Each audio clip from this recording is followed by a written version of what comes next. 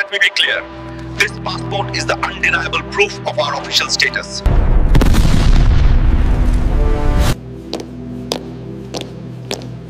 Thank you. সীমান্তের অতন্দ্র প্রহরী, জাতিসংঘের শান্তির দূত এবং দেশের গর্ব বাংলাদেশ সেনাবাহিনী। তাদের বীরত্ব এবং ত্যাগের কথা আমরা সবাই জানি, কিন্তু আপনি কি কখনো ভেবে দেখেছেন যখন আমাদের এই গর্বিত সেনারা কোনো আন্তর্জাতিক দায়িত্ব পালনের জন্য দেশের বাইরে যান, তখন তাদের পরিচয়পত্র কি হয়?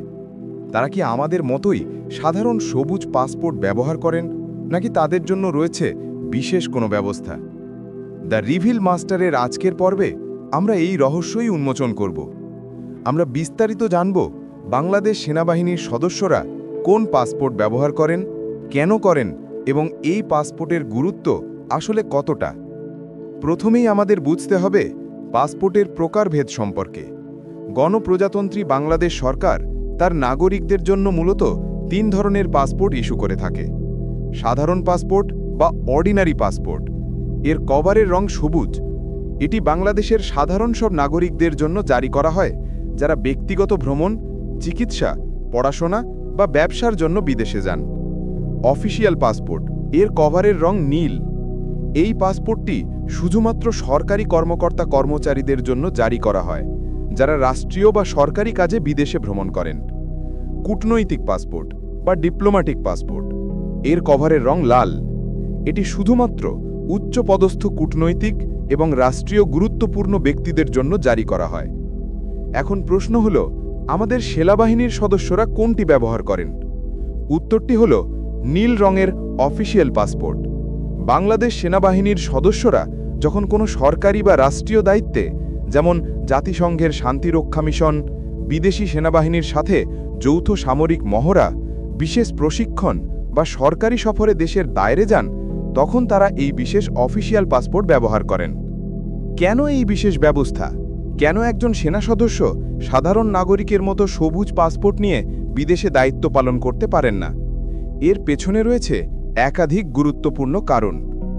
যখন একজন সেনা সদস্য নীল পাসপোর্ট বহন করেন, তখন তিনি কেবল একজন ব্যক্তি হিসেবে ভ্রমণ করেন না, তিনি গণপ্রজাতন্ত্রী বাংলাদেশ সরকারের একজন প্রতিনিধি হিসেবে ভ্রমণ করেন।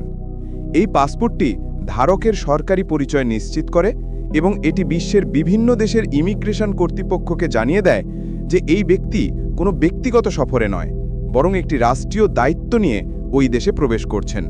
অফিসিয়াল পাসপোর্টের সবচেয়ে বড় সুবিধাগুলির একটি হল ভিসা সংক্রান্ত প্রক্রিয়া। বিশ্বের অনেক দেশই অফিসিয়াল পাসপোর্টধারীদের জন্য ভিসা প্রক্রিয়া সহজ করে দিয়েছে। কিছু কিছু ক্ষেত্রে স্বল্পমেয়াদী সরকারি সফরের জন্য ভিসারই প্রয়োজনই হয় না, যেটা সাধারণ সবুজ পাসপোর্টের ক্ষেত্রে কল্পনাতীত। এই সুবিধার কারণে জরুরি প্রয়োজনে বা দ্রুততম সময়ে সেনাবাহিনীর সদস্যদের বিভিন্ন দেশে পাঠানো সম্ভব হয়। আমাদের কাছে থাকা তথ্য অনুযায়ী বাংলাদেশ অফিসিয়াল পাসপোর্টধারীরা প্রায় ৬৮টি দেশে ভিসা ছাড়া বা অন অ্যারাইভেল ভিসায় ভ্রমণ করতে পারেন, যেটা সাধারণ পাসপোর্টের তুলনায় অনেক বেশি। আন্তর্জাতিক বিমানবন্দরে প্রায়ই কূটনৈতিক এবং অফিসিয়াল পাসপোর্টধারীদের জন্য আলাদা সারি বা বিশেষ কাউন্টারের ব্যবস্থা থাকে। এর ফলে ঘন্টার পর ঘন্টা সাধারণ যাত্রীদের সাথে লাইনে না দাঁড়িয়ে আমাদের সেনারা দ্রুত এবং সম্মানজনকভাবে ইমিগ্রেশন প্রক্রিয়া সম্পন্ন করতে পারেন। একটি মিশনের মতো গুরুত্বপূর্ণ এবং সময় সংবেদনশীল দায়িত্বের জন্য এই সময়টুকু বাঁচানো অত্যন্ত জরুরি। অফিসিয়াল পাসপোর্ট বহনকারী একজন সেনা সদস্যকে বিদেশের মাটিতে বিশেষ মর্যাদা এবং নিরাপত্তা প্রদান করা হয়। এটি পরোক্ষভাবে তার দেশের সম্মানও বৃদ্ধি করে। মিশনরত অবস্থায় যে কোনো জরুরি পরিস্থিতিতে এই পাসপোর্ট তার সরকারি পরিচয় প্রমাণ করে এবং দ্রুত সহায়তা পেতে সাহায্য করে। বাংলাদেশ সেনাবাহিনীর সদস্যরা বিভিন্ন আন্তর্জাতিক প্রেক্ষাপটে এই অফিসিয়াল পাসপোর্ট ব্যবহার করেন। আসুন কয়েকটি উদাহরণ দেখা যাক। জাতিসংঘে শান্তিরক্ষা মিশন। বাংলাদেশ আজ বিশ্বে অন্যতম শীর্ষ শান্তিরক্ষী প্রেরণকারী দেশ। আফ্রিকার কঙ্গো থেকে শুরু করে মধ্যপ্রাচ্যের বিভিন্ন দেশে আমাদের সেনারা সাহসিকতার সাথে দায়িত্ব পালন করছেন।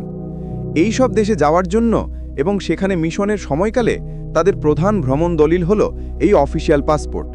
এটি তাদের লিগ্যাল স্ট্যাটাস নিশ্চিত করে এবং মিশনের কাজকে সহজ করে তোলে। বাংলাদেশ সেনাবাহিনী প্রায়ই বন্ধুপ্রতিম বিভিন্ন দেশের সেনাবাহিনীর সাথে যৌথ সামরিক মহড়ায় অংশ নেয়। যেমন মার্কিন যুক্তরাষ্ট্রের সাথে এক্সারসাইজ টাইগার শার্ক বা ভারতের সাথে সম্প্রীতি। এই ধরনের মহড়ায় অংশ নিতে যাওয়া আসার সময় এই অফিসিয়াল পাসপোর্টই তাদের রাষ্ট্রীয় অনুমোদন এবং পরিচয়ের প্রতীক হিসেবে কাজ করে। আধুনিক রণকৌশল এবং প্রযুক্তির সাথে তাল মিলিয়ে চলতে আমাদের সেনাবাহিনীর সদস্যদের প্রায়ই বিভিন্ন দেশে উচ্চতর প্রশিক্ষণের জন্য পাঠানো হয়। এছাড়া দেশের প্রতিরক্ষার জন্য প্রয়োজনীয় সরঞ্জামাদি পরীক্ষা বা ক্রয়ের জন্য যখন কোনো সামরিক প্রতিনিধি দল বিদেশে যান, তখনও তারা এই পাসপোর্ট ব্যবহার করেন। যখন সেনাবাহিনীর কোনো উচ্চপদস্থ আধিকারিক বা কোনো প্রতিনিধি দল অন্য কোনো দেশের আমন্ত্রণে বা দ্বিপাক্ষিক আলোচনায় অংশ নিতে যান, তখনও এই অফিসিয়াল পাসপোর্টই তাদের সরকারি পরিচয় বহন করে। একটি নীল রঙের পাসপোর্ট বই কেবল একটি ভ্রমণ দলিল নয়, এটি এর চেয়েও অনেক কিছু। এর কৌশলগত গুরুত্ব রয়েছে। যখন একজন বাংলাদেশি সেনা সদস্য এই পাসপোর্ট নিয়ে বিশ্বের কোনো প্রান্তে পা রাখেন, তখন তিনি পরার্থে বাংলাদেশের সামরিক কূটনীতির একজন দূত হিসেবে কাজ করেন।